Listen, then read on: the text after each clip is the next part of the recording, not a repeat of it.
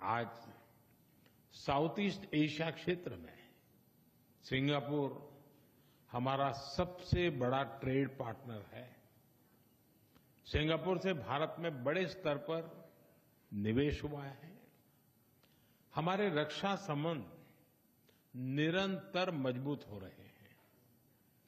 People to people संबंध गहरे और जीवंत है।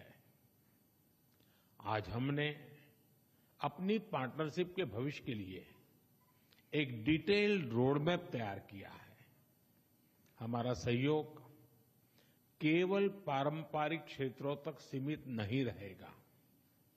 बदलते समय के अनुरूप advance manufacturing, green shipping, skilling, civil nuclear और अर्बन वाटर मैनेजमेंट जैसे क्षेत्र भी हमारे सहयोग के केंद्र बिंदु बनेंगे। एक्सेलेंसी प्रधानमंत्री वांग,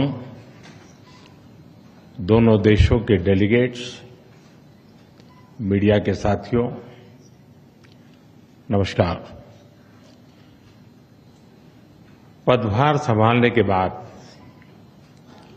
प्रधानमंत्री वांग की पहली भारत यात्रा पर मैं उनका हार्दिक स्वागत करता हूं।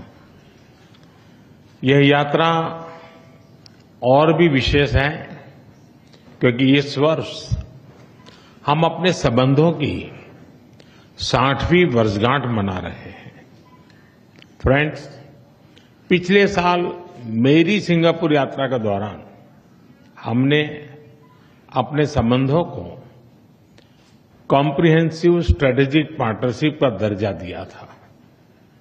इस एक वर्ष में हमारे संवाद और सहयोग में गति और गहराई आई है। हमने निर्णय लिया है कि आपसी व्यापार को गति देने के लिए द्विपक्षीय कॉम्प्रिहेंसिव इकोनॉमिक कोऑपरेशन एग्रीमेंट और आसियान के हमारे फ्री ट्रेड एग्रीमेंट का समयबद्ध तरीके से रिव्यू किया जाएगा। भारत और सिंगापुर के रिश्तों में हमारे राज्य भी अहम हिस्सेदार होंगे। जनवरी में जब राष्ट्रपति थर्मन भारत यात्रा पर आए थे तो वे ओडिशा भी गए थे। पिछले एक साल में ओडिशा, तेलंगाना, आसाम और आंध्र प्रदेश के मुख्यमंत्री सिंगापुर जा चुके हैं। गुजरात का गिफ्ट सिटी हमारे स्टॉक मार्केट को जोड़ने का एक और नया सेतु बना है। फ्रेंड, पिछले साल हुए सेमीकंडक्टर इकोसिस्टम पार्टनरशिप समझौते ने रिसर्च और डेवलपमेंट को भी नई दिशा दी है। सेमिकॉन इंडिया कॉन्फ्रेंस में सिंगापुर की कंपनियों उनका बढ़ चढ़ करके हिस्सा लेना ये अपने आप में बहुत बड़ी बात थी।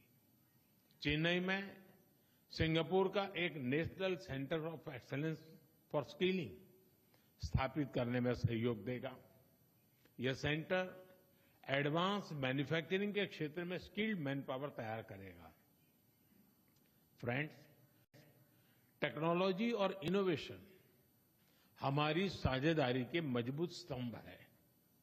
हमने तय किया है कि एआई, क्वांटम और अन्य डिजिटल टेक्नोलॉजीज में सहयोग को बढ़ाया जाएगा।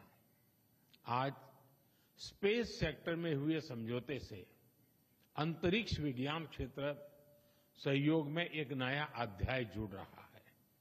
हमने निर्णय लिया है कि हमारे युवाओं को उनके टैलेंट को जोड़ने के लिए इस साल के अंत में इंडिया सिंगापुर हैकाथॉन का अगला राउंड किया जाएगा।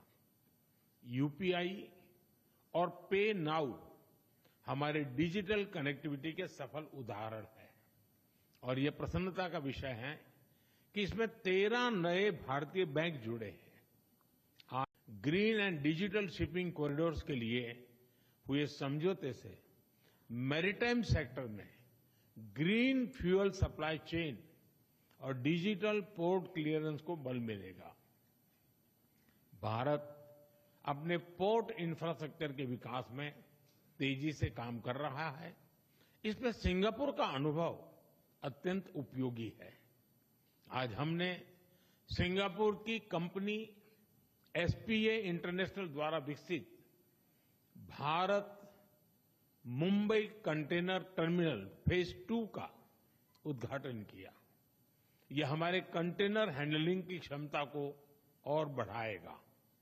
फ्रेंड्स, सिंगापुर हमारी एक्ट ईस्ट पॉलिसी का एक महत्वपूर्ण स्तंभ है। हम आसियान के साथ सहयोग और इंडो पैसिफिक क्षेत्र में शांति और स्थिरता के जॉइंट विजन को आगे बढ़ाने के लिए मिलकर काम करते रहेंगे।